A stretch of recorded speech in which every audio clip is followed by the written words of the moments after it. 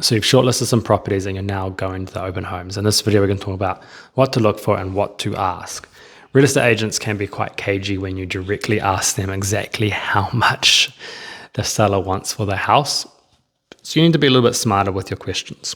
Number one that I like to use is, what's been the buyer feedback so far? So obviously a good real estate agent will be asking and calling everybody that goes to the open home to ask them, what does everybody else think? What do you think this house would sell for? And they should hopefully be able to relay that back to you. A really good other thing to ask for is comparable sales in the area, so you can see what else is sold. And you obviously want to know if there's anything to disclose or any problems with the property, because legally they have to tell you. So things like unconsented works or leaks or structural damage are the main things. There is obviously never going to be the perfect house, and you need to be mindful of that when you're walking through the properties.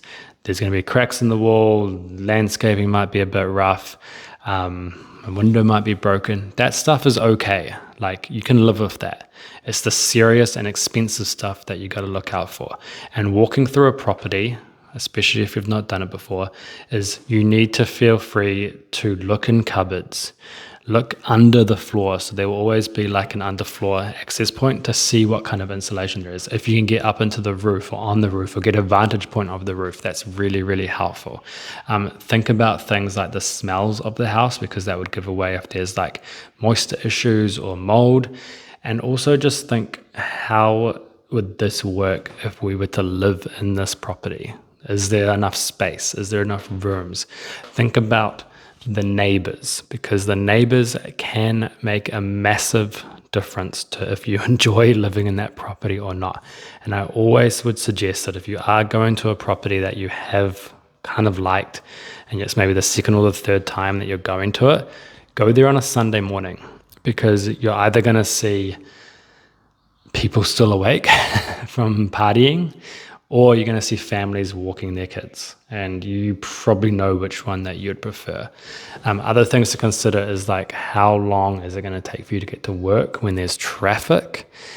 And what is the upside? Can you add value to this property? Can there be things that you can do to it to make it suit your needs list? Or does it look nothing like what you wanted?